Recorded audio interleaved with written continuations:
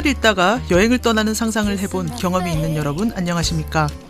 저는 어릴 때 보물섬을 읽고 모험을 꿈꾸다가 인생이 꼬인 미슐랭입니다.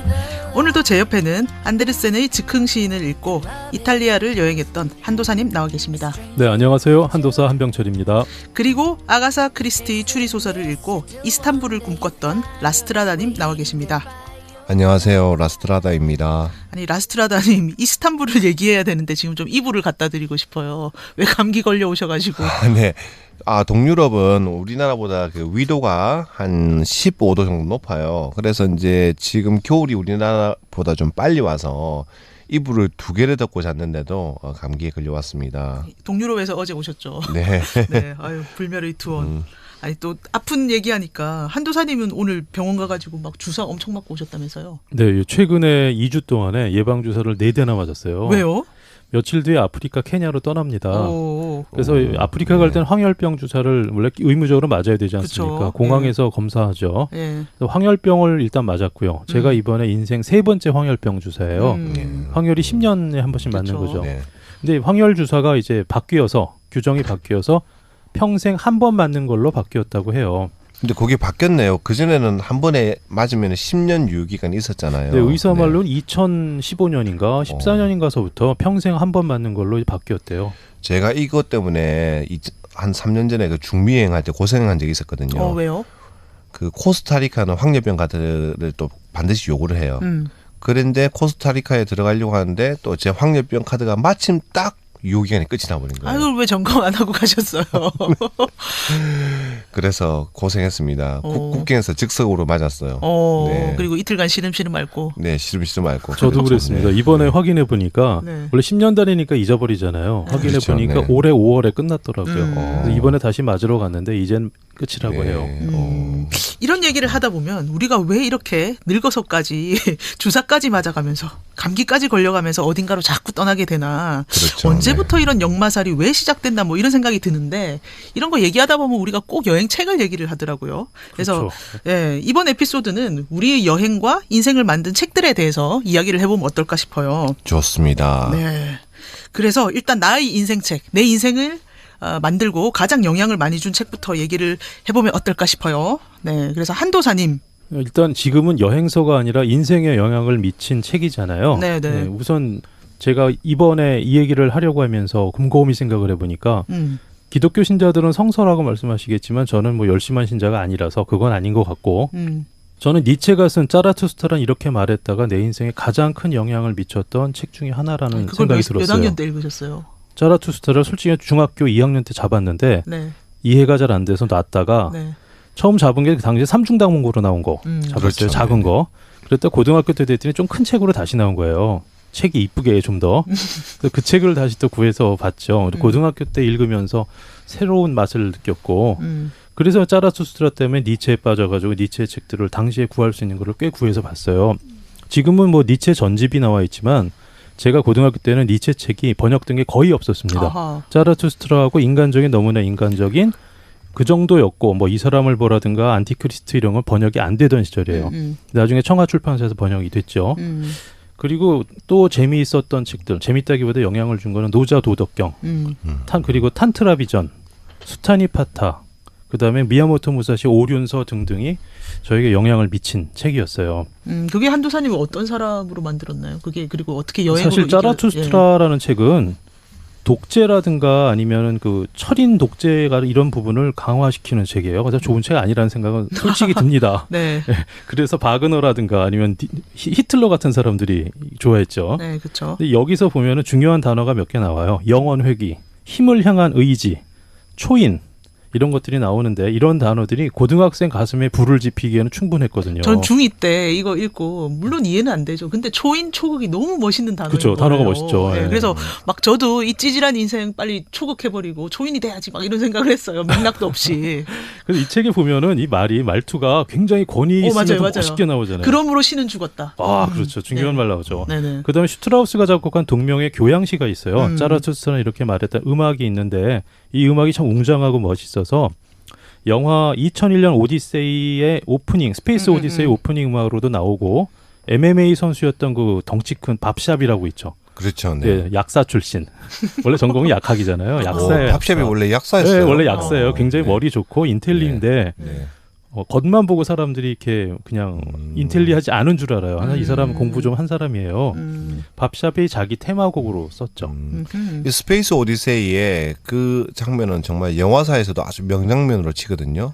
하늘에서 이제 그 첫 장면이 그 스탠리 큐브릭의 영화인데 그때 그 당시 이제 원시 인류가 이제 막 그 뼈다귀를 들고 막 이러다가 뼈다귀를 허공에 딱 던지면은 뼈다귀가 허공에 쫙 올라갈 때 이때 그 슈트라우스의 그 자라투스트라는 이렇게 말했다가 쫙 나오고 나서 뼈다귀가 딱 떨어지면서 땅에 떨어지는 순간 우주로 싹 바뀌어 버리거든요. 굉장히 명장면이었습니다. 정말 영화사의 길이 남을 걸작. 네. 그렇죠. 멋있는 많은 사람들이 장면이죠. 그렇게 꼽죠. 예. 근데 한도사님은 그때 왜 초극 이런 걸 관심을 가지셨어요? 그때 사실 한도사님 뒷얘기를 들어봤더니 지금은 그랜드 마스터지만 그때는 운동을 못 해가지고 동네 엉아들한테 좀 맞으셨다면서요. 동네 엉아들한테 맞은 건 아니지만 운동을 못했던 건 맞아요. 네. 제가 운동 잘하는 사람이 아니고요. 네. 지금도 운동 잘하는 사람은 아닙니다. 왜 이러세요? 아니, 진짜. 운동 잘하는 사람은 태릉 선수촌에 다 있어요. 우리 같은 사람은 그냥 아마추어 중에서 덕후 정도로 보는 게 맞는 것 같아요. 근데 이 책의 본문 중에 이런 구절이 있어요. 모든 사람은 서서히 죽어가면서 산다는 건 원래 이런 거야 라고 말하는 곳, 그곳을 나는 국가라고 부른다. 네. 그러니까 국가에 대해서 참 많은 생각을 그때 하기 시작을 했는데 저는 고등학교 때 이미 국가는 공인된 폭력이다. 공권력이란 공인된 폭력이다라고 생각을 했어요. 지금도 정치학이나 뭐 이런 데서 다 그렇게 네, 얘기하죠. 그렇죠. 예. 그래서 저는 고등학교 때 이미 그 아나키스트의 길을 걷기 시작을 했죠. 지금 저의 정치관은 사실은 중도좌파 아나키스트에 가까워요. 근데 그런 게 이제 여행으로 어떻게 연결이 되나요? 자라투스트라가 바로 뭡니까? 조로아스터잖아요. 그렇죠. 배화교. 그렇죠. 네. 배화교. 그러니까 결국 저는 뭐 가고 싶었냐면 이란에 가보고 싶었고 아제르바이잔에 가보고 싶었던 거예요. 그렇게 연결이 되고요. 결국 깔때기는 여행이다. 깔때기는 예. 여행이죠. 예. 예. 그러다 봄베이에 가보고 싶었고 봄베이에 가면 파르시 교도들이 있는 지역이 있고 거기에 이제 침묵의 탑이라고 해서 독수리들에게 이제 시체 뜯어먹는 조장터가 있어요. 거기도 가봤죠. 예. 봄베이가 지금은 이제 인도에서 문바이로 바뀌었죠. 문바이로 바뀌었습니다. 그리고 그렇죠. 원래 그 이제 배화교가 중동 이란에서 시작을 했는데 그 나중에 이슬람이 들어오면서 탄압을 받으니까 그 사람들이 대부분 인도로 다 옮겨갔잖아요. 문바이 쪽으로 이사 갑니다. 그렇죠. 그래서 바로 지금은 네, 맞아요. 최대 그 배화교의 인구가 가장 많은 곳이 문바이라고 하더라고요. 예, 바로 그렇죠. 페르시아에서 문바이로 그 단체로 넘어간 네. 그 배화교도 중에서 유명한 사람이 하나 나오잖아요. 네. 프레디 머큐리. 네. 예. 프레디 머큐리의 아버지가 문바이 출신의 배화교도예요. 호라. 그래서 프레디 머큐리가 이제 아버지가 이제 어디를 가냐 잔지바르로 갑니다. 아프리카에 있는 섬이죠. 예, 네. 탄자니아에 있는 잔지바르로 네. 가는데 거기서 프레디 머큐리의 아버지가 프레디 머큐리를 낳아요. 그래서 중학생 때던가쯤에 프레디 머큐리 영국으로 가는 걸로 제가 기억을 합니다. 그래서 프레디 머큐리 자체가 자신이 본래 배화교도고요. 네, 죽었을 네. 때도 배화교의 장례식에 맞춰서 어. 장례식을 치러달라고 유언을 했어요. 그래서 실제 그렇게 장례를 치렀습니다. 아니 그래서 배화교도를 또 그렇게 좋아하는 우리 한두사님이 이번에 아프리카 케냐에 갔다가 돌아오는 길에 또 프레디 머큐리의 생가를 방문할 생각이 있을 것 같습니다. 당연하지요. 네. 제가 그래서 잔지바르에 가서 프레디 머큐리 생가에서 경배를 하고 네. 배화를 하고 예. 예배를 하고 오겠습니다. 그때 그거 퀸의 사진 노래를 꼭- 들어야 되겠네요. 네, 인증샷 분명히 보내드리겠습니다. 네네. 보헤미안 랩소디를 딱 들으면서. 그래서 그러려고 스피커도 가져갑니다. 오. 네. 그러면 한도사님은 어릴 때부터 니체 이런 걸 읽고 아나키스트가 되다가 갑자기 여행 깔때기를 장착을 하시고, 예. 그랬던 이유 중에 하나는 이제 제가 고등학교 때 20대 때 이제 열심히 성당 다니는 카톨릭 신자였는데 제가 대학교 1학년 때쯤에 읽었던 책 중에 하나가 인도에서의 예수의 생애라는 책이 있었어요. 이 책에 보면은 네. 인도 예수님은 십자가상에 죽지 않고 회생해서 네네. 동쪽으로 굉장히 오랫동안 도망을 가서 캐시미르 어딘가에서 돌아가셨다. 그 장소가 바로 현재 캐시미르의 주도인 스리나가르다라는 네. 거죠. 거기 예수의 무덤이 있다는 썰이 있죠. 일단 썰이 있어요. 현지는 로자발이라고 부르는데 제가 그게 보고 싶었던 거예요. 너무너무 보고 싶었던 거예요. 그래서 막 내전 중인데 그때 찾아갔잖아요. 맞아요. 캐시미르 네. 내전 중이었는데 네. 거기를 어거지로 야채 트럭에 실려서 갔고 로자발을 직접 받고 옆에서는 총알이 날아다니고. 시가전 했어요. 정말 예, 그 자리에서. 예. 예. 근데 어쨌든 제 눈으로 보고 나니까 잘 모르겠어요. 솔직히 말해서 이게 고고학적으로 역사학자들이 좀 증명해야 될 부분이지 나 같은 사람이 판단할 건 아닌 것 같더라고요. 이런 책들이 여행을 떠나게 만들었던 계기가 됐지요. 한도사님 얘기 들으면 그 좀 굉장히 바깥쪽으로 관심이 많았던 그런 혈기왕성한 청년이 떠오르는데 라스트라다님 옛날에 책 읽었던 얘기 들으면 좀 내성적이고 뭐 그런 이야기가 예. 저는 일단 어릴 때 그 제가 지금은 우리가 그러니까 가족 중에 형제가 없는 외동이 흔하잖아요. 그런데 제 때는 굉장히 그 70년대에 형제가 없는 집이 거의 없었습니다. 그렇죠. 저는 둘만 낳자 이런 시대였잖아요. 네. 그때는 사실 그렇죠. 네. 거의 뭐 형제가 뭐 셋, 넷은 기본이었는데 네. 저는 특이하게 이제 형제가 없었어요. 그리고 이제 어머님이 이제 생계를 위해서 일을 하시니까 굉장히 바빴죠. 그래서 항상 혼자 집에서 항상 그 초등학교 때부터 학교에서 돌아오면 집에 아무도 없고 혼자 있다 보니까 그러다 보니까 이제 어머니가 그때 어려운 살림에서도 제가 책을 좋아하니까 제가 사달라고 하는 책, 특히 그때 7, 80년대에는 할부 전집이 되게 많았거든요. 집집을 찾아다니면서 전집을 할부 팔았죠. 네. 그런 것을 제가 막 초등학교 때 그 할부 책 장사가 오면 그냥 막 계약을 해버렸어요. 그러면 어머니가 그런 거는 혼을 내지 않고 그 비싼 책값을 다 내줬거든요. 진짜 어머니의 힘으로 큰 아들이에요. 네. 그렇죠. 그러니까 그 책들을 이제 읽고 또 읽고 또 읽고 했는데 그때 이제 많이 읽었던 책들이 뭐냐면은 이제 주로 문고판을 많이 읽었습니다. 문고 전집. 그래서 지금도 보면은 이 인터넷에서 검색을 해보면은 이 책을 그리워하시는 분들, 그다음에 이 책들이 지금은 이제 그 중고 서점에서 굉장히 고가로 팔립니다. 굉장히 고가로 거래되는 책들도 많아요. 그 책들 좀 갖고 계시지. 그렇죠. 그 대표적인 책들이 이제 동서문화사에서 예전에 나왔던 딱따구리 그레이트 북스라고 하는 100권짜리 책이 있었어요. 네. 안에 다양한 뭐 삼총사부터 뭐 소공녀, 뭐 시트네 동물기까지 다양한 책들이 있었고. 레미제라블 뭐. 그렇죠. 네. 그다음에 이제 뭐 바베리스의 만화가 있었던 클로버 문고, 그다음에 한국의 위인전을 주로 다뤘던 게리 문고, 그다음에 저에게 이제 셜록 홈즈. 그렇죠. 네. 셜록 홈즈부터 이제 아가사 크리스티라든지 이런 추리 세계에 입문하게 만든 유경사 추리 전집, 그다음에 뭐 아카데미 SF 전집 이런 것들을 이제 어릴 때 막 닥치는 대로 읽었죠. 거의 뭐 활자 중독이라고 할 정도로 읽었는데 제가 이제 고등학교를 졸업하면서 이 책을 한번 이제 더 이상 나는 성인이니까 이 책을 이제 버려야겠다는 생각을 하고 고등학교 졸업하면서 어린 마음에 네. 이 책을 다 들고 집 그 근처에 보육원을 찾아가가지고 다 기증을 해버렸어요. 근데 그게 지금 약간 이제 후회가 돼요. 그러게요. 그거 갖고 있었으면 상당히 고가로 거래됐을 것 같은데요. 그러니까. 이제 그 가격도 가격이지만 물론 그때 아이들도 잘 받겠지만은 이제 이게 지금은 이제 나이가 드니까 정말 어릴 때 물건이 이제 그리워지는 거예요. 정말 어릴 때 물건들. 뭐 하여튼 그러다가 이제 중학교 때는 이제 이 삼중당 문고로 이제 서서히 넘어가겠죠. 우리 시대 80년대에 문고, 삼중당 문고. 그다음에 이제 그러다가 중고등학교 때는 삼중당 문고를 있다가 대학교에 들어서는 또 다른 게 있더라고요. 창작과 비평, 뭐 문학과 지성 이런 책들을 막 읽었죠.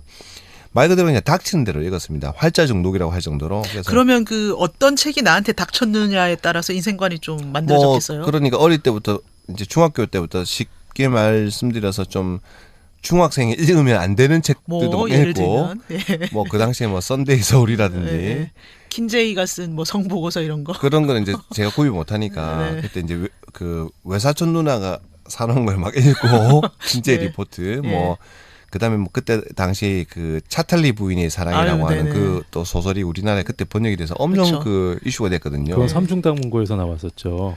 그래서 막 그런 것들도 막 다 읽고 닥치는 대로 읽었어요. 근데 하나를 열심히 안 읽었던 것 같아요. 뭐요? 교과서.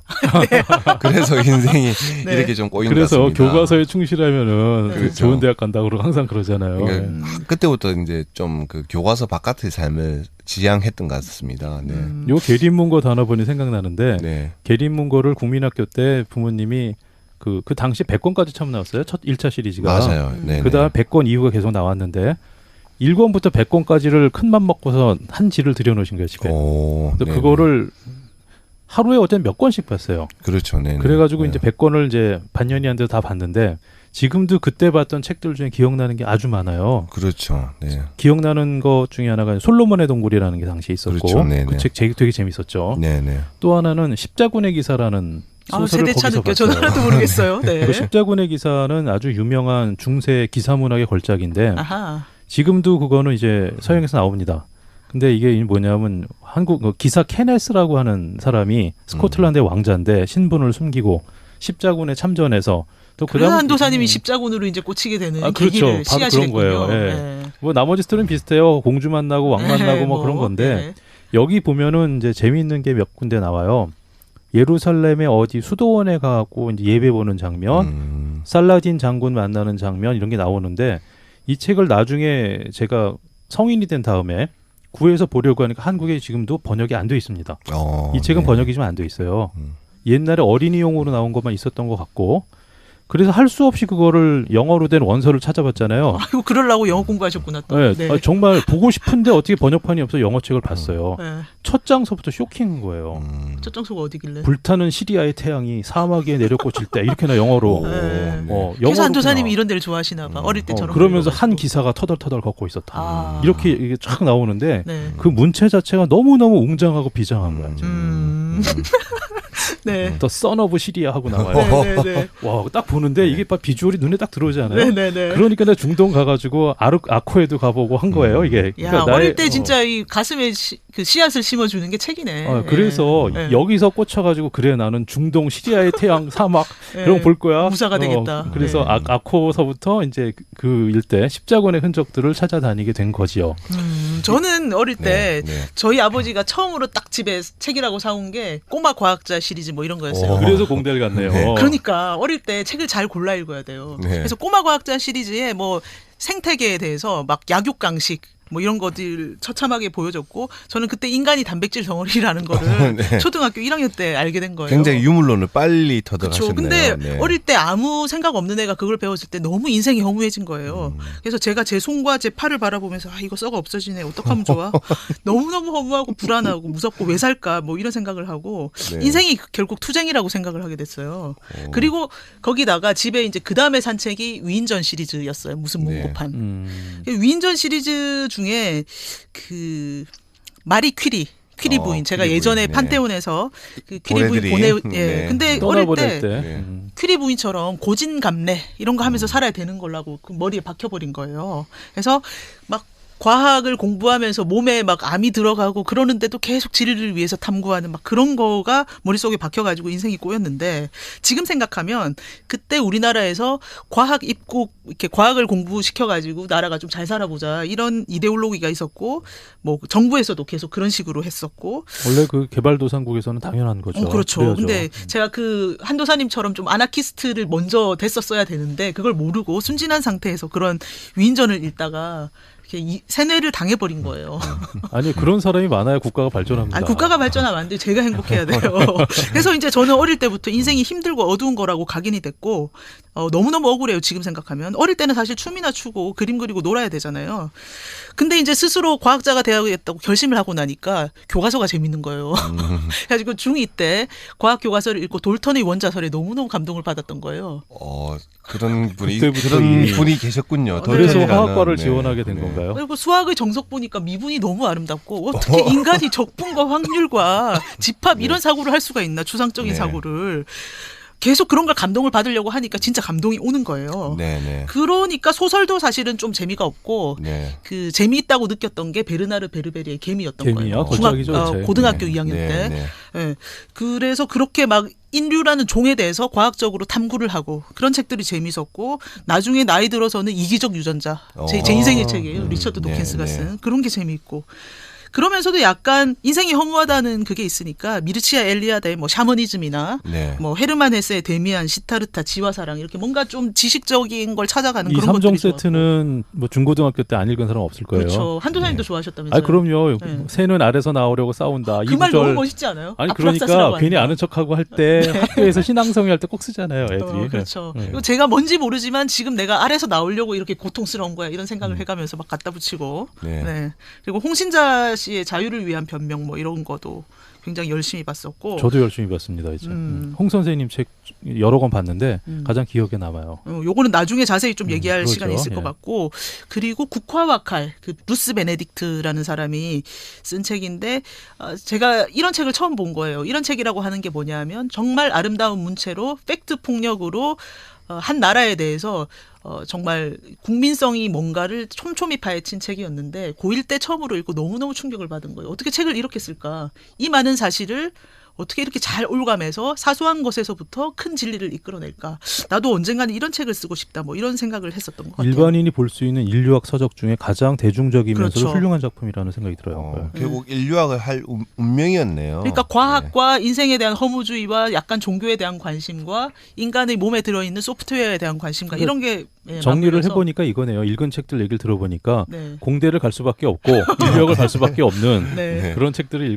읽고 살아왔네요. 네. 원래 또 사람이 자기의 지금 위치에 대해서 변명을 만들게 되거든요. 그래서 네. 역사를 재구성하게 되어 있습니다. 네. 국가도 그렇고. 네. 네. 그러면 한 요 정도 얘기를 해본 상태에서 이제 우리가 어떤 여행책을 읽고 이런 인생관이 더욱더 여행으로 뻗어나갔나 한번 얘기를 해보면 좋을 것 같아요. 네. 그럽시다. 예. 네. 한도사님은 어떠셨나요? 그 다음에 이제 여행책들은 어떤 걸 읽으셨나요? 여행책들이요. 네. 아까 루스 베네딕트 국화학칼은 저도 여러 번 탐독한 책이에요. 근데 그 책의 대부분의 내용은 공감해요. 맞는 얘기고 네. 저도 읽고 나서 한 번 읽었을 때는 와 대단하다라고 생각했는데 두 번, 세 번 읽으면서 조금 안 맞는 것 같은 느낌도 있었어요. 그러니까 책의 일부 내용이 일본 사회에 대한 편견이 조금은 있었던 것 같고 네. 그렇다고 이것이 편견이라고 보기는 어려운 것이 루스 베네딕트 여사는 일본을 가보지 않은 상태에서 갈 수가 없었죠. 없었죠. 그때는 전쟁 상태였으니까. 중이니까 적국이니까 네. 그 상태에서 일본에 대한 자료를 모으고 일본인을 인터뷰해서 쓴 책이었잖아요. 그런 점에서 이 책은 너무너무 훌륭한 걸작이다라는 판단이 또 들어요. 이게 원래 태평양 전쟁이 한창이던 1944년 6월에 미국이 이미 다 이겨가고 있었지만 전후에 일본을 어떻게 처리할까 하는 문제를 놓고 인류학자들에게 그것을 의뢰한 프로젝트의 그렇죠. 결과물이잖아요. 이게. 네네. 그리고 루스 베네딕트는 일본에 간 적은 없지만 썼다. 네. 전 그래서 현지 조사하지 않고도 이 정도 썼으니 만약에 이 사람이 일본과 10년을 살았더라면 일본에 대한 연구 서적이 전집으로 나오지 않았을까. 그럴 수 있었죠. 이것은 정말 인류사의 엄청난 손실이다라는 생각까지 들었어요. 근데 일본에 가보지 않고도 이 사람이 사실 가장 큰 업적 중에 하나가 일본을 한번 이해를 하자. 그래서 미국식으로 밀어붙이지 말고 일본을 이해를 한 다음에 이 정책을 세우면은 일단 천황제는 존속시켜야 된다. 일본인들한테 너무나 큰. 만약에 천황제를 없애버리면 패닉이겠죠. 그렇죠. 집단 패닉으로 수백만 명이 자살할지도 모르죠. 네. 근데 일반적인 미국인들은 저 인간들 너무너무 이상해. 어떻게 카미카제 천황을 위해서 목숨을 바치고. 신이니까. 네. 근데 그런 게 너무 이해가 안 되던 차에 베네딕트가 일단 미국인들한테 일본인들은 이러이러한 생각 때문에 이렇게 행동한다. 이해를 잘 시켜줬고 그러함으로 천황제를 존속시켜야 되고 우리는 이런 관계를 만들어야 된다. 이런 거를 잘 심어줬기 때문에 당시에 정말 큰 역할을 한 책이긴 해요. 네. 근데 이 책의 문제를 보통 한 3가지 정도로 요약을 할 수 있죠. 네. 첫 번째 역사적인 시각이 결여가 되어 있다라는 지적이 있어요. 예를 들어 에도 시대, 메이지 시대의 일본인과 쇼와 시대의 일본인에게는 다르거든요. 행동 패턴이 달라요. 네. 근데 베네딕트는 이런 걸 고려하지 않고 리니어하게 선상에서 이걸 이야기하고 있다. 이런 점이 좀 문제가 있고 두 번째는 베네딕트 여사는 논의를 전개할 때 평균적인 일본인, 에버리지 저페니즈라는 말을 계속 쓰는데 네. 이 평균적인 일본인이 무엇인가가 불명확해요. 그렇죠. 이런 문제가 있고 세 번째는 지나친 일반화를 하면서 이상한 일본인들을 만들어내서 묘사하고 있지 않느냐. 다시 말해서 잠자는 방식, 밥 먹는 방식, 음주 습관 등등의 서술은 일본인을 조금 이상하게 그리고 있다는 느낌이 들어요. 지금 사실 3가지로 비판을 하셨는데 이거는 19세기 초반에 만들어졌던 사회과학이 비판받았던 모든 논지를 지금 다 얘기하신 거예요. 맞아요. 네. 그렇죠. 그때는 인류학자들도 한 사회를 너무나 동적으로 그렸고 한 사회의 구성원들이 다 균질하고 똑같은 사람들로 그렸고 뭐 그랬는데 그러다가 포스트 모더니즘이 불면서 이제 싸그리 다 비판이 당했고 근데 사실 제가 베네딕트에 대해서 그런 한계점들 다 알지만은 모든 학문에서 유명한 사람들은 그 당시에는 큰 역할을 했다는 것 때문에 그럼요. 저도 그걸 바로 인정하는 거고요. 네. 미국 땅에서 인터뷰와 자료만 가지고 이 정도 써냈다는 건 정말 정말 대단하다. 이런 점에서 이 책은 희대의 걸작이 맞다라는 생각이 들고요. 네. 경영학 쪽에도 루스 베네딕트 같은 분이 계세요. 그 유명한 메슬로우라고 하는 분인데 우리 도덕 교과서에서 옛날부터 어릴 때부터 배웠던 메슬로우의 욕구 5단계설. 예. 여기 보면 사람의 욕구는 생리, 안전, 애정, 소속, 존경, 자아 실현의 단계로 순차적으로 진행한다라고 말을 하잖아요. 생리적 욕구를 충족하면 이제 안전의 욕구가 생기고 그다음에 애정을 받고 싶은 그렇죠, 욕구가 생기고 그렇죠. 존경을 받고 싶고 자아 실현을 하고 싶다. 단계별로 간다는데 이게 사실은 다 틀리는 얘기입니다. 네. 인간의 욕구는 네. 이게 순차적으로 가지 않는다라는 게 1차적인 사실이고요. 네. 두 번째는 매슬로우가 욕구 5단계서를 만들 때 실증 연구에 의해서 요인을 추출해서 만든 게 아니고 책상에 앉아서 쓰셨어요. 사실 이 두 분이 다 그랬어요. 베네딕트랑 메슬로우랑 엄청 친했고. 두 분이 친하셨어요. 예. 메슬로우가 베네딕트를 굉장히 존경을 했어요. 그렇죠. 당대 인류학 대가니까. 네, 왜냐하면 네. 또 메슬로우 선생이 원래 심리학 쪽에 계셨던 분이라서 네, 그러니까 아마 인류학이 기초학문이기 때문에 공부를 하셨을 거예요. 그렇죠. 그런데 우리는 어떻게 보냐면 메슬로우는 당대 대가였거든요. 대가였기 때문에 이 정도 통찰력을 가지고 썼다는 점에서 이건 인정할 수밖에 없다. 그래서 경영학 교과서에 챕터 1에는 나오지만 이걸로 논문은 못 씁니다. 그런 것들이 있죠. 네, 예. 이 나중에 완전히 까여가지고 이것은 이제 인정받지 못하는 학설이 되었지만 네. 그러니까 경영학사에서 참고할 만한 초창기 이론의 하나다라고 배워요. 그냥. 저는 근데 베네딕트가 이런 식으로 머릿속에 있던 거를 굉장히 잘 쓰는 사람이었던 게 굉장히 소심한 사람이었기 때문에 가능하다고 생각을 하거든요. 소심한 사람. 네네. 제가 남자 영웅들의 이야기를 읽으면 항상 뭔가 좀 거슬리는 게 있어요. 닭살 돋죠. 예, 네. 어릴 때부터 너무 용감했어. 출생의 비밀이 있었어. 그리고 그 용감하고 머리 좋은 걸로 다 헤쳐나갔어. 그래서 영웅이 돼서 사람들을 도와줬어. 근데 그럼 여자 영웅은 왜 없지? 라는 생각이 어느 날 든 거예요. 근데 있잖아요, 그런 식의 요즘. 영웅담으로 책 써서 성공한 사람도 최근에 있죠. 한국에도. 누구? 저랑 성씨가 같으신 분. 한비아 언니. 예. 근데 저는 한비아에 대해서 그 나름의 역할을 했다고 보거든요. 그럼요. 네. 그거는 이따가 역할을 좀 하셨죠. 따로 얘기를 해야 될 것 같아요. 네, 네, 어쨌든 네. 네. 네. 그래서 베네딕트의 책에서 제가 여행에 대한 직접적인 영감을 받은 건 아닌데 베네딕트가 쓴 글들을 보다 보면 베네딕트가 사실은 사회에 대해서 불만이 굉장히 많았어요. 자기가 어릴 때부터 그러니까 1920년대에 미국에서도 페미니즘 운동이 장난이 아니었고 베네딕트의 엄마나 할머니나 이런 사람들이 다 굉장히 지식 여성이었는데 다 좌절했던 거예요. 유리천장 때문에. 그래서 이때 좀 배운 여자들이 다 자유 연애를 하고 그다음에 막 페미니즘 운동을 평생 했었거든요. 그래서 베네딕트가 그런 거에서 하면서 좀 빡쳤던 게 있었어요. 그래서 사회가 개인을 받아들이지 못하면 개인이 굉장히 괴롭다는 거를 얘기를 했거든요. 그러니까 본인도 굉장히 괴로웠어요. 이 사람은 나중에 동성애자가 됐고 결혼도 했었지만, 네. 그래서 이 사람이 뭐라고 했냐면은 문화가 빈약하면 개인이 고통을 겪는다. 예. 그래서 자기가 타고난 기질이 사회에서 부추기는 그런 행동 양식하고 잘 맞는 사람은 그냥 편하게 살면 된다. 행운하다. 근데 타고난 기질이랑 그 문화랑 맞지 않는 사람은 너무나 비정상이 되면서 괴로워진다. 그래서 불행은 그 사람의 타고난 자질 때문이 아니고 그 문화 때문이다. 이렇게 얘기를 했거든요. 정말 탁월한 통찰이네요. 근데 저는 제가 지금 한국 사회를 보면 이 사람 자체는 그냥 뭐 그럴 수 있는데 한국 사회에서 비정상으로 낙인 찍어버리는 사람들이 너무 많은 것 같거든요. 우리가 다 좀 과거에 그렇지 않았습니까? 그렇죠. 네. 근데 라스트라다님 좀 비정상이었나요? 저는 비정상의 정상화를 위해서 네. 삶을 그렇게 바꾸려고 노력하고 있습니다. 라스트라다니죠. 비정상이죠. 어떤 점에서 키가 188이나 돼서 비정상이죠. 한국 사회에서 너무 크고 그럼요. 네. 빨간 바지 좋아하고 그럼요. 예. 그리고 네. 외모도 비정상이죠. 좀 비정상이죠. 특이하죠. 네, 예. 특이하긴 하죠. 네. 저도 사실 뭐 그런 거고요. 네.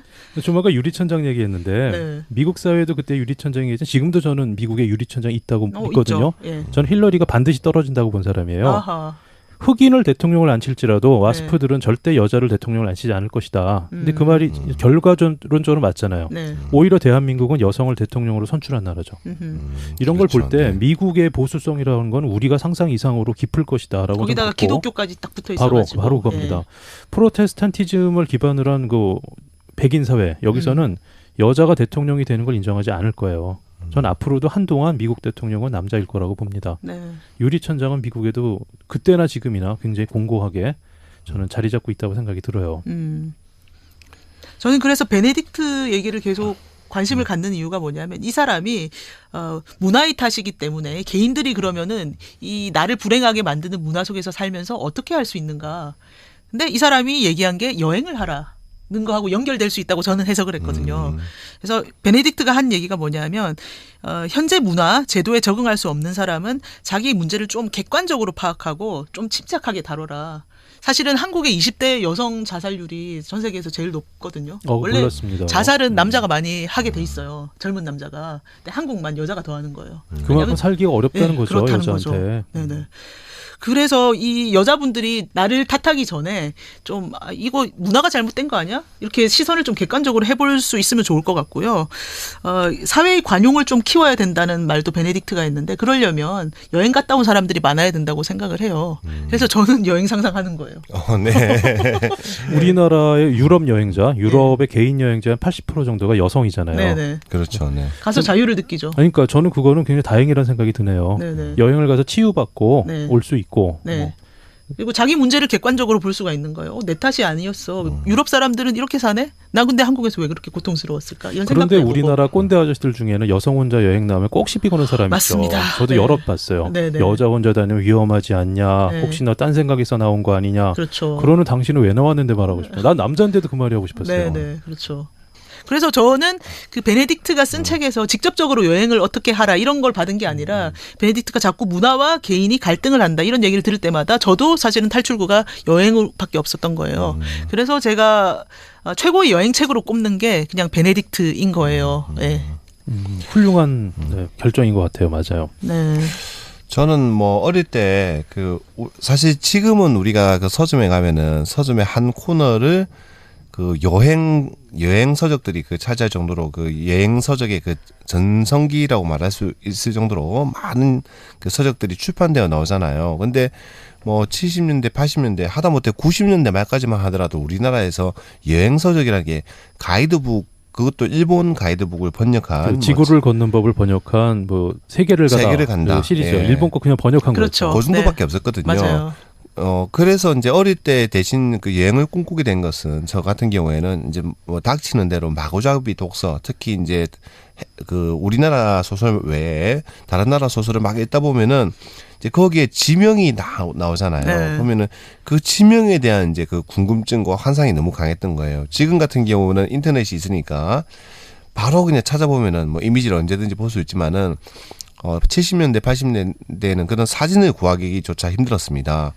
그러다 보니까 이제 예를 들어서 제가 고등학교 때 그 이제 유명한 전혜린이라는 분이 있잖아요. 그분의 그 독일 이제 생활의 그 자서전 수필 이제 그 유명한 그리고 아무 지금 말도 보면 하지 좀 않았다. 예, 아무것도 아닌 것 같은데 당시에는 엄청난 인기였죠. 제가 지금도 다시 읽어봤어요. 네. 그래서 이제 얼마 전에도 제가 그 책이 아직 집에 있어서 읽어봤는데 네. 그래서 놀랐던 게 뭐냐면 일단 첫째 거기에 나온 지명이 그 당시에는 저는 미넨대학 앞에 슈바빙이라는 거리밖에 기억이 나지 않았는데 제가 지금은 뭐 독일도 뭐 무수히 많이 가보고 하다 보니까 그 책에 나온 지명에 있는 곳들을 제가 많이 가봤더라고요. 나중에 이제 독일의 최고봉 가르미시 파르켄이라든지 뭐 그런데 이제 그분의 그 당시에 이제 항상 그걸 생각해야 되는 거죠. 그 사람이 그 책을 썼을 때 몇 살이었을까? 그렇죠. 근데 제가 처음에 그 책을 읽었을 때는 그분이 책을 썼을 때보다 더 훨씬 어렸을 때고 지금은 이제 제가 그분이 그 책을 썼을 때보다 훨씬 더 저희가 지금은 나이가 더 많으니까 이제 우리는 그분의 삼촌뻘 나이도 넘어갔죠. 그렇죠. 네. 그러다 보니까 이제 지금은 좀 읽어보면 너무 좀 뭐 말 그대로 낯간지러운 이야기도 그렇죠. 있습니다만 네.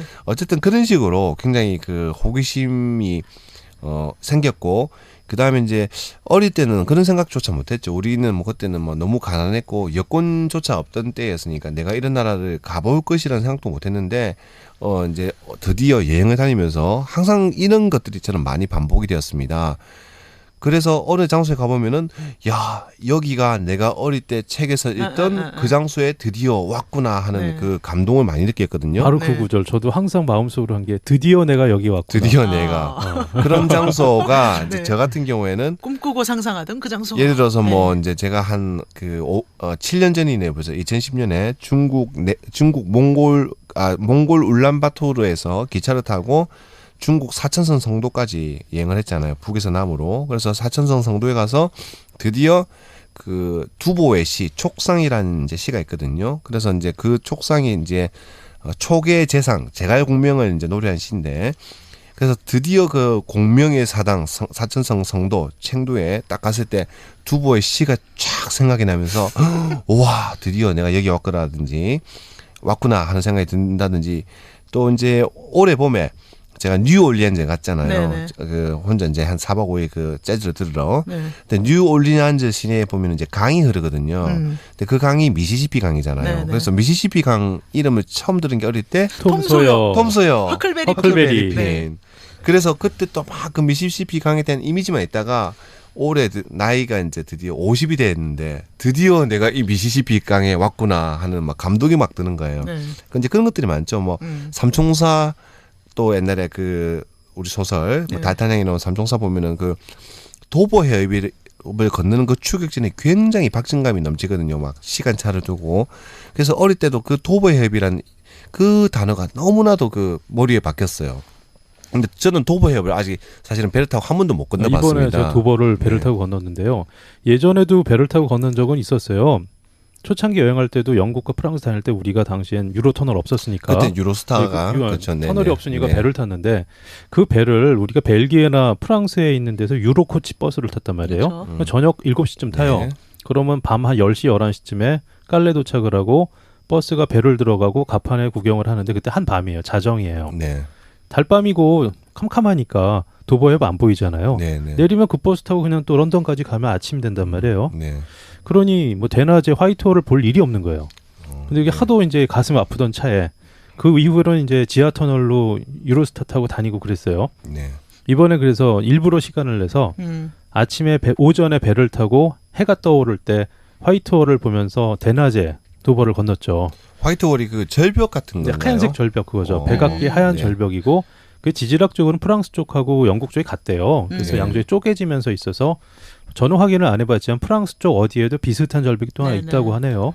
근데 제가 도보 해협의 그 화이트홀을 저는 이제 그 배 타던 시절에 한 번도 안 가봤기 네네. 때문에 사진을 보니까 굉장히 멋지더라고요. 그걸 아침에 딱 그 해가 떠오를 때 보면은 정말 멋질 것 그 같습니다. 하얀 절벽이 네. 정말 하얗게 빛나요. 눈부시게 하얗게 빛이 나요. 그게 삼총사에서도 나오나요? 그 화이트홀 같은 게 아마 제 나오겠죠. 기억은 네. 확실하지 않은데 도보가 보인다 뭐 이 정도가 있는 네. 걸로 봐서 네. 그게 보이려면 화이트홀을 봤다는 거예요. 밤에도 허옇게 보이거든요. 희끄무리하게 보입니다. 희끄무리하게. 근데 그렇죠. 삼총사도 중요하지만 네.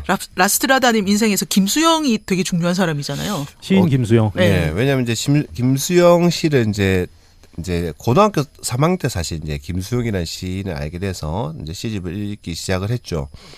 그래서 이제 김수영의 시집도 좋아하다 보니까 이제 제가 대학교 1학년 때 믿음사에서 김수영 산문집이 나왔거든요. 그래서 그 김수영 산문집을 읽다 보니까 이제 김수영 시인께서 그때 이제 다방에 앉아서 해밍웨이의 킬리만자로의 눈을 읽었다라는 이제 그 산문구절이 나와서 아 이런 소설이 있구나. 그러니까 더 스노우 오브 킬리만자로.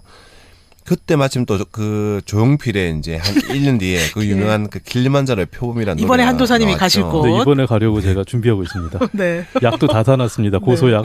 네. 그런데 이제 그때 제가 삼중단문으로 읽었는데 네. 그 해밍웨이가 쓴 킬리만자로의 눈 그 앞에 구절이 아직도 기억이 나거든요. 그러니까 그 킬리만자로를 이제 그 현지 마사이어로는 느가이라고 부른다. 그리고 산중 높이 올라가서 가 보면은 뭐 굶어 죽은 표범이 있다고 한다라고 하는 그 첫 구절이 아직도 생각이 나요. 그래서 제가 이제 킬리만자로를 처음 본 게 2004년인가 5년에 케냐에 처음 갔을 때 이제 그 케냐에서 탄자리로 넘어갈 때 저는 킬리만자로 올라가지 못했습니다. 네. 왜냐하면 킬리만자로가 굉장히 비싼 산이거든요. 사실 개인 여행자가 올라가기엔 너무 비싸요. 1인당 1,000불 듭니다. 근데 저희는 1,000불 내고 올라가서요. 1시간 있다가 내려왔어요. 패키지가 그렇습니다. 진짜 돈 아까워 죽는 줄 알았어요. 정상에서 1시간이나 있었어요. 정상이 아니고요. 이 경계선을 넘어 입장료를 내고 입장료 1시간 내고. 동안 올라갔다가 내려온 거예요. 첫 번째 산장 가기 전이군요. 네, 그냥 잠시 맛만 본 거예요. 그건- 그래 놓고 그건 천불 아니에요. 아 그래요? 그때 되게 비쌌던 것 같은데. 천불은 1,000불까지는 안 뭐냐면 갈 하루에 거예요. 예. 하루에 얼마씩 하면은 천불 그 정도 숙소하고 되는 가이드 거고. 비용을 아. 날짜가 다 붙여지는데 근데 네. 그게 분명히 500불은 넘었을 건데 네. 입장료가 한국 돈으로 56만 원쯤 됩니다.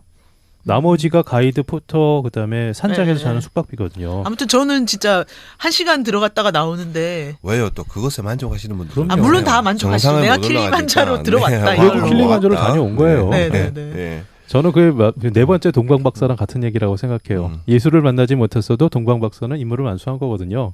다녀온 거예요. 네. 그래서 그때 이제 케냐에서 그 탄자니아로 쫙 넘어갈 때 이제 한참 달리거든요. 네. 그래서 막 달리다 보니까 저쪽에서 이제 우리 그때 드라이빙 하던 그 이제 현지인이 드라이빙 가이드가 저보고 어깨 툭툭 치면서 저거 보래요. 그래서 네. 뭐냐고 딱 봤더니 킬리만자로 딱 했을 때 처음에 제 킬리만자로가 제 눈앞에 쫙 들어왔을 때 그때 감동이 드디어 보는구나. 갑자기 조용필의 노래가 머릿속에서 팍 떠오르는 거예요. 구름인가 눈인가 하는 저 높은 곳 킬리만자로. 저 높은 곳 킬리만자로 그 가사가 머릿속에 팍 떠오르면서 감동의 눈물이 쫙 흐르려고 하는 거예요. 네.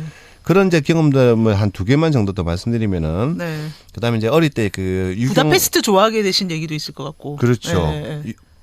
부다페스트도 있고 이스탄불도 있는데 그래서 이제 유경사 추리 전집에 보면은 이제 아가사 크리스티 소설이 많았습니다. 네, 어릴 때 정말 인기였어요. 네. 거기서 보면 이제 그 아가사 크리스티의 그 유명한 그 오리엔탈 특급 살인 사건이라는 책이 있잖아요. 네. 그래서 이스탄불에 가면은 이스탄불 시리케지 역이라고 하는 이제 옛날 구역이죠. 근데 지금은 아래는 뭐 지하철역 같은 걸로 쓰이고 위에는 박물관으로 쓰이거든요. 근데 거기가 이제 원래 오리엔탈 특급 살인 사건의 무대예요. 예전에 오리엔탈 특급 익스프레스가 1800년도 말에 파리에서부터 이스탄불까지 가던 이제 그 기차였거든요. 그래서 그 당시에는 굉장히 고급 기차였죠. 그게 고급 기차였고 항공기가 나오기 전에. 그래서 거기 가보면 아직도 그 박물관에 가보면 오리엔탈 특급이 달릴 때에 그 당시에 뭐 전시품 같은 것들이 있어요. 기관차 같은 것들이. 그걸 딱 보고 와 여기가 그 아가사 크리스티의 그 무대로구나 하는 그런 감동. 드디어 왔구나. 그게 이제 여행이 주는 감동이 아닐까 싶습니다. 그래서 저는 하나만 더 마지막으로 말씀드리면은 네. 어제 이제 이 방송을 이제 준비하려고 이제 그 딱따구리 그레이티 북스라고 하는 동서에서 나온 그 책이 목차가 궁금해서 그 인터넷에 뒤지다 보니까 어떤 또 덕후분께서 네. 오타쿠분께서 네. 정말 그 40년 전에 그 책을 표지를 다 구해서 목차를 다 구성을 해놨더라고요. 그걸 보면서 또 정말 갑자기 막 책들이 막 생각이 나고 정말 또 뭐 감동의 눈물을 좀 흘렸는데 동력에는 끝이 없군요. 네. 그때 이제 제가 그 굉장히 이 시리즈 중에서 네. 굉장히 좋아했던 책이 있었습니다. 책 제목은 팔거리의 소년들이에요. 팔거리의 소년들. 그리고 이제 주위의 사람들하고도 이야기를 해보면 어릴 때 책을 좀 읽었던 사람들은 이 책을 좋아하는 사람들이 생각보다 많더라고요. 근데 어릴 때는 이 책이 그냥 막연하게 서양 책이다라는 것만 알고 있었는데 이게 어느 나라의 책인지 어디 책인지도 몰랐습니다.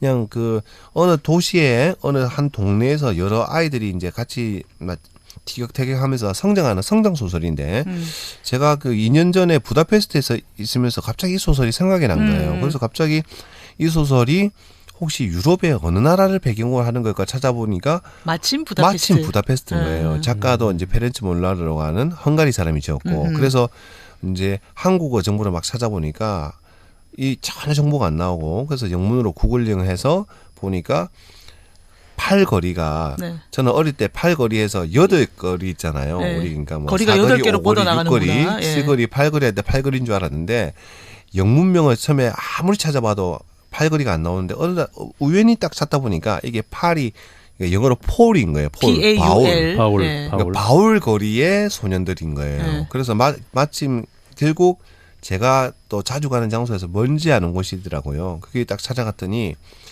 그 이제 팔거리 여기가 팔거리의 무대다라고 해놓고 그 아이들이 쿠스치기 하는 그 동상을 만들어놨더라고요. 정동중학상을. 그때 정말 감동을 받았습니다. 와.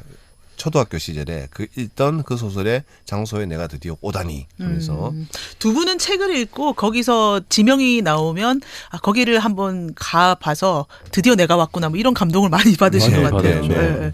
저는 그 제 인생에서 좀 영향을 많이 준 여행책들이 어릴 때 단영코 보물섬. 네. 네, 보물섬 읽다가 제가 막 읽다가 꼭 흉내 내는 버릇이 있어요. 저는. 네. 어떤 버릇이 있습니까? 그래서 네. 저도 보물섬을 찾아다니는 만화책을 초등학교 2학년 때 직접 그리고 쓴 거예요. 네. 네. 근데 뭐 이야기가 이끌어질 리가 있나요? 보물섬 찾아가다 그냥 바다에서 자살하고 못 찾겠다 이러면서. 그리고 네. 초등학교 4학년 때는 까부리 박사들과 우주 그래서 우주 모험을 하는 소설을 썼어요. 본인이 쓴 거예요. 네, 지금도 있어요. 그때부터 박사는 운명이었네요. 공학도가 될 기질이 있었네요. 네, 그런 어디 공간에 갇혀가지고 연구하는 사람들 이런 게 되게 부러웠어요.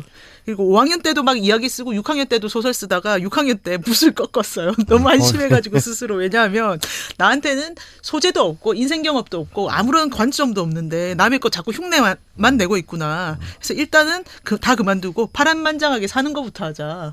네, 내가 보물섬을 찾아 떠나야겠고 내가 로빈슨 크루소가 돼야겠고 네. 기암성에 가서 좀 살아봐야겠고 셜록 홈즈처럼 추리를 좀 해봐야겠다. 뭐 이런 생각을 했었던 거죠. 그러다가 이제 인간의 구원과 변화 뭐 이런 데 관심을 가졌어요. 어떻게 해야 인간이 바람만장해지고 관점을 갖게 될까. 네. 그러다가 이제 달과 유펜스가 꽂힌 거죠. 서머셋 모음의 소설. 네, 그래서 고갱이라는 사람이 어떻게 해가지고 타히티 가가지고 싹 변했나. 그 여행이 도대체 무슨 의미가 있었을까. 뭐 그래가지고 읽었었고. 고갱 욕 많이 먹죠. 그거에 보면. 그래서 어젯밤에 제가 고갱이 직접 썼던 여행기를 보니까 되게 한심하고 그림은 되게 좋아요. 네. 근데 역시 글은 아무나 하면 안 되겠구나. 뭐 타히티 사람들은 타히티 사람들 익혀서 줘야 된다는 등 뭐 이런 식의 그런 표현들. 거죠. 너네는 계속 이렇게 살아라 뭐 이런. 그렇죠. 그래서 요즘에 보면 굉장히 비판할 수 있는 자기는 서구 백인으로서의 특권을 다 누리면서 못 사는 나라나 뭐 발달하지 않은 나라 사람들한테는 그대로 살아야만 당신은 진정하다. 그렇지 않으면은 너네는 유럽 흉내 내는 거고 나쁜 인간이야. 뭐 이렇게 낙인 찍는 게 너무나 오만하다고 생각을 네, 했죠. 신은 한 사람에게 두 가지를 잘 안 주는 것 같아요. 그래서 고갱은 그림만 보는 걸로. 그림만. 네. 그 보물섬 보고서 네. 서인도 제도로 가고 싶은 생각이 다들 들었을 거잖아요. 그렇죠. 네, 네. 저도 보물섬 일부러 네. 그리고요. 종이를 그 오래된 것처럼 그리려고 가스불에 그을리고 별짓을 달았어요. 지도 만든다고. 제가 그래가지고 보물섬을 본 다음에 그쪽에 계속 좀 꽂혀 있어서 서인도 제도 잘 못 가봤는데 네. 그 다음에 해적의 네. 역사 같은 네. 책도 보고 네. 참 많이 이거저거 봤죠. 네. 그 배 이름이 히스파니올라호잖아요. 맞아요. 네, 네. 히스파니올라호가 스페인을 말하는 거죠. 맞습니다. 자체가. 네, 네. 참 재밌었던 책이었어요, 정말. 근데 한두사님도 안데르센 어릴 때 좋아하지 않았어요? 안데르센. 맞아요. 네. 국민학교 때 안데르센의 그 즉흥시인이라는 책을 봤었어요. 근데 이 책을 보고 이게 바로 게리문고에 있었던 책이에요. 네, 네. 근데 지금 봐도 번역을 꽤 잘했었던 걸로 네. 기억이 나는데 네. 이 책을 보고 나서 이태리를 꼭 가봐야지 하고 꿈을 꾸었어요. 여기 보면 나오는 게 로마 시내 얘기 나오고 네. 그 사육제 파티 네. 하는 거, 네. 그런 축제하는 거 나오고 나폴리 나오고 네. 카프리 섬과 그로타아즐라 나와요. 새로 만난 사랑하고 결혼을 해서 신혼여행을 그로타아즐라로 가잖아요. 그러면서 옛날에 자기들이 같이 알았던 그 춤추던 무이 아눈차타에 대한 얘기를 해요.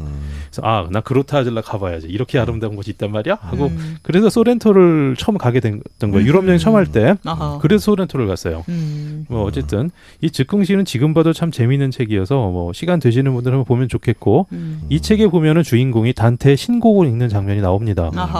그래서 또 신곡을 그래서 신곡을 읽었어요. 네. 네. 중학생이 신곡을 잡았는데 신곡이 되게 두껍거든요. 신곡 읽으면 또 반드시 피렌체에 또 단테 생가를 가봐야 되잖아요. 단테 생가 갔죠. 그래서 피렌체 단테 생가 가서 아저씨랑 사진 찍고.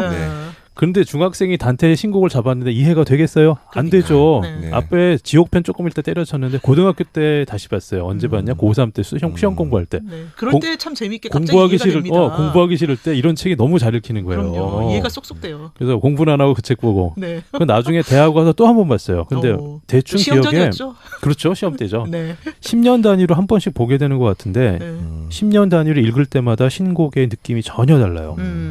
그래서 아마 저는 환갑 때 또 한번 읽어볼 생각이에요. 신곡이 계속 최신곡이 되는 신곡이 되는 거예요. 예. 아직에 그겠습니다. 네, 맞습니다. 예. 네, 그리고 한도사님이 정말 좋아하는 책이 김찬삼 여행기인데 네. 한도사님 여행 인생할 때마다 빠지지 않는 책인데 요거는 너무 중요한 책이기 그렇죠. 때문에 다음 편에 한번 따로 다뤄보는 게 어떨까 싶네요. 좋아요.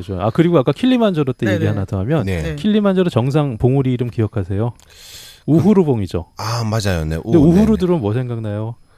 스타트rek의 흑인 여자 승무원 이름이 우후라예요. 그래서 내가 찾아봤어요. 우후루가 뭔가 스와힐리어로 자유라는 뜻이에요. 여기서 우리가 뭘 할 수 있냐? 스타트rek의 그 여자 승무원 우후라는 마사이족이었을지도 모르겠다. 적어도 케냐, 탄자니아 출신일 거고 원래 그 스타트rek에는 승무원들이 세계 각지에서 오잖아요. 거기 1등항에서 술루는 필리핀인이죠. 필리핀은 술루 제도가 있잖아요. 그래서 그러니까 지역 이름들을 다 딴 거예요.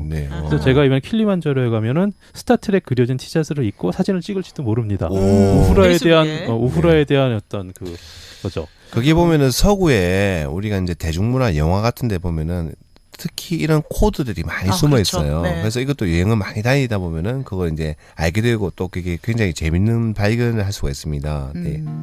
오늘 그래서 우리가 좋아했던 여행책, 어떤 책들이 우리 인생을 만들고 여행을 만들었나 얘기해봤는데 이번 방송 어떻게 들으셨는지 여러분의 반응과 의견을 기다리고 있습니다. 오늘은 우리의 여행을 책을 이야기했다고 하면은 다음 편에서는 우리 시대의 여행책을 대해서 한번 이야기를 해보는 게 어떻겠습니까? 네, 댓글도 많이 남겨주시고요. 계속 오랫동안 청취해주세요. 감사합니다. 네, 다음번에 더욱 상상력 풍부하게 찾아뵙겠습니다. You chase her and miss her till one day you find find her waiting there by your side. This is my time.